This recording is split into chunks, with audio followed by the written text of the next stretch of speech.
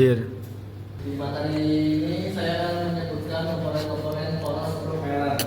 Tahapan ini dibagi menjadi 5. Yang pertama yaitu adalah fungsi poros propeller.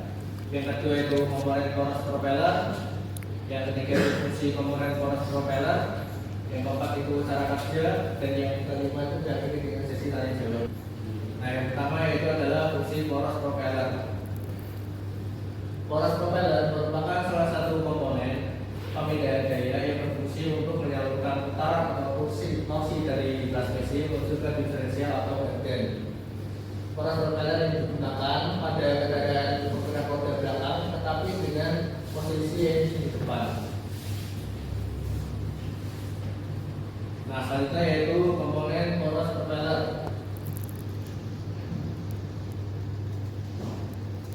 Yang pertama yaitu input shaft. Yang kedua sendiri adalah yaw. Yang ketiga adalah universal join. Yang empat adalah cross atau hubung salib ya. Empat adalah propeller shaft. Yang kelima slip join spring. Yang keenam itu adalah open shaft. Jalan bidang gear, terakhir jalan bidang gearing. Nah, dari fungsi komponen poros propeller sendiri yaitu penjelasan adalah input shaft menyalurkan tenaga putar dari transmisi menuju poros propeller. Yang kedua adalah yaw sebagai putukan atau penghubung antar poros propeller dengan universal join agar putaran dapat diteruskan meskipun ada sudut kemiringan. Yang ketiga mungkin bisa dibacakan salah satu siswa yang tadi. Universal join yaitu memungkinkan penyaluran tenaga tetap lancar meskipun antara transmisi dan gagal tidak sejajar akibat hilangnya suspensi. Oke. Selanjutnya kita sebelahnya. Selanjutnya ada propeller shaft, yaitu menyalurkan tenaga putar dari transmisi ke bagian belakang kendaraan. Selanjutnya masalah. Nomor 5, cross atau speeder. Komponen utama adalah universal join yang menjadi juru putar dan memungkinkan gerakan fleksibel ke segala arah. Selanjutnya Poros output shaft, poros keluaran dari transmisi yang menggunakan tenaga mesin poros propeller. Sagam. Baik, kalau yang ketiga ada slip atau slip join. Itu apa ya? Ada poros propeller saat kendaraan bergerak atau suspensi bekerja sehingga kerusakan akibat dari tekan. Yang kedelapan yaitu adalah pilihan kiri menopang pilihan gear agar tetap sejajar dan berputar halus di dalam badan.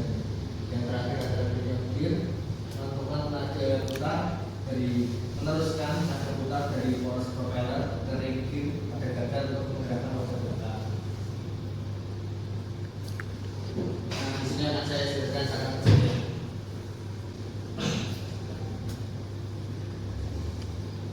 Di sini adalah jenis four wheel drive, yang dimana di sini tidak terlalu jelas ya nomor warnanya ya.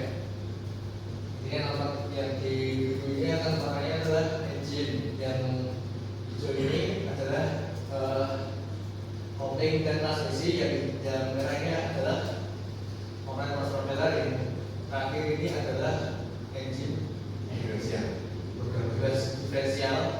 atau axle. Disebutkan atau dirancang untuk memindahkan tenaga dari transmisi ke diferensial tanpa terpengaruh perubahan posisi diferensial.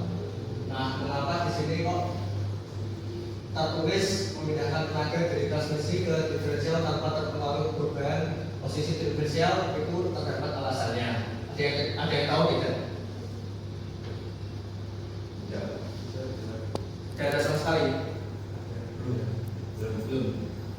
Nah, posisi diferensial ini tuh terkonfigurasi dengan suspensi ya.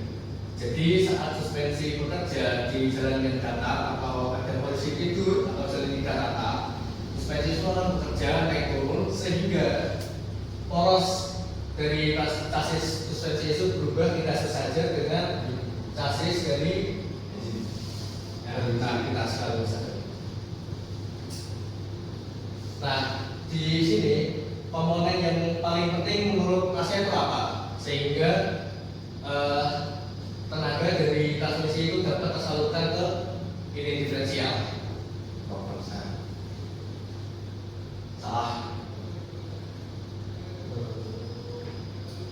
Yang dapat meneruskan atau membantu putaran torsi dari engine ke ini diferensial langsung.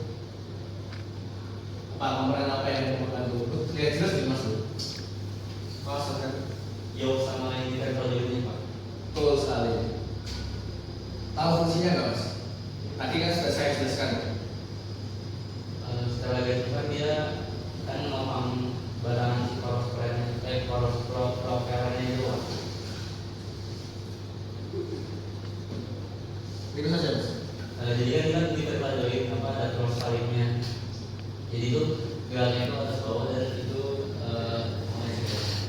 lancar gitu Pak makanya terus. Itu yang saya pahami gitu. Kalau Mas Fatun pendapatnya? Kita sependapat sama Mas Fatun. Pendapat Mas Fatah? Sama ya? Sama apa? Sagem? Fungsinya apa?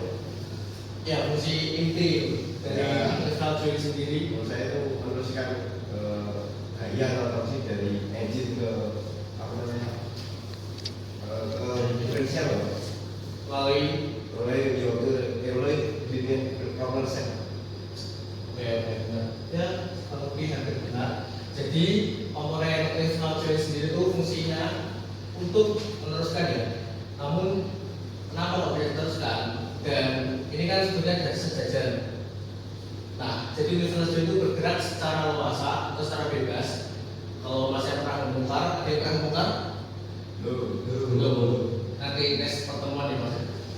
Nah, jadi di internal joint itu akan menyesuaikan dari sudut ini chassis suspensi dengan transmisi itu dengan gaya bebas dari internal joint sendiri yang bergerak bisa putar kanan kiri atau ke atas menyesuaikan sudut dari diferensial dengan transmisi. Jadi sehingga putaran torsi itu tersalurkan secara baik karena gangguan dari internal joint tersendiri. Nah di internal joint itu ada komponen penting yaitu adalah yoke, slave joint, speeder dan bearing cup. Di sini nanti kan sudah saya jelaskan ada yang bisa menjelaskan lagi fungsi yoke. Jadi yoke itu penghubung ya, penghubung antara ini speaker atau salib yang tadi ini untuk membantu perputaran bebas antara yoke dengan propeller shaft itu sendiri. Nah ada komponen yang tidak kalah penting yaitu adalah balance bag.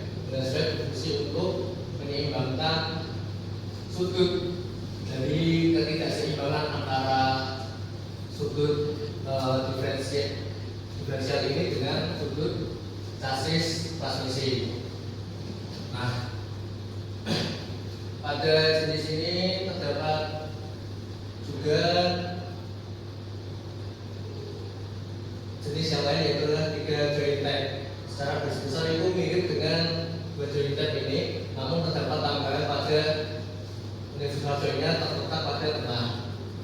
Nah, ada juga komponen tambahan yaitu adalah center bearing untuk penyeimbangan atau menyesuaikan putaran dari mesin itu sendiri.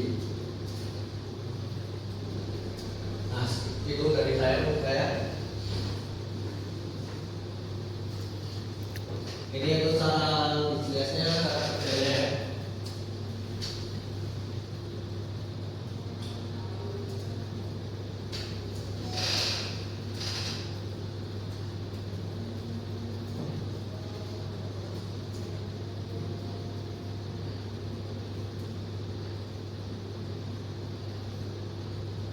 Dari animasi itu mengerti ya Mas dengan cara kerjanya. Perumpamaan ini Masnya sudah tergambar belum cara kerjanya? Sudah ya.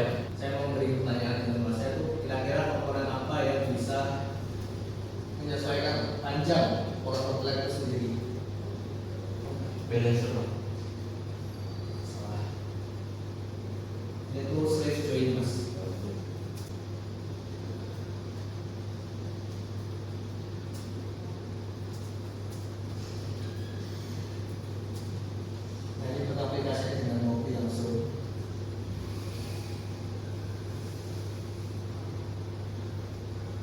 bisa diperhatikan ya sejujurnya tuh.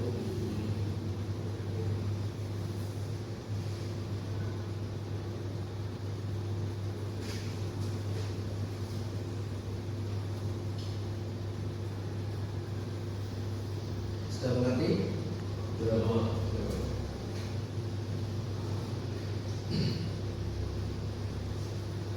Oke, selanjutnya akan saya juga sesi tanya jawab.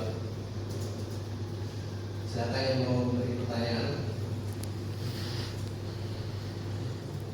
Saya mau bertanya Pak, saya kan saya bisa kalau pemanjang kayak gitu Pak, nah itu terbuatnya dari mana kayak atau bisa lentur kayak gitu?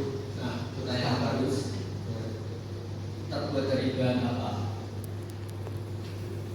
Ini terbuat dari bahan kombinasi antara baja dan besi. Mengapa harus baja dan besi? Di penelitian sebelumnya sudah dilakukan uji coba dan baja dan besi itu yang dapat menahan utiran dari torsi agent itu sendiri tanpa ada perubahan yang signifikan dan ada kelenturan materi. Makanya itu baja dan besi mas. Apakah sudah terjawab? sudah terjawab. Pertanyaan Pak, Sama-sama. kerusakan apa aja yang bisa terjadi di force profiler dan universal join, kemudian corrosion juga. Tanya bagus. Di universal join dan job ya. Jadi jika pemakaian mobil itu kan terdapat jalan-jalan yang tidak rata ya gitu saya. Jadi akibat itu biasanya terjadi luka antara yok penghubung antara universal join dengan poros propelsa.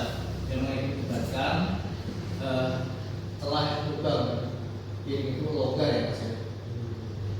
Dan juga terjadi kelumpukan speeder yang tidak seperti semula. Lalu bentuk dari yok itu sendiri tidak seperti semula ya. Jadi saat berjalan dilakukan perjalanan mobil itu, mobil akan mengalami seperti getaran di bawah dan torsi putaran dari transmisi menuju ke diferensial itu tidak diteruskan secara baik itu mas. Ada lagi?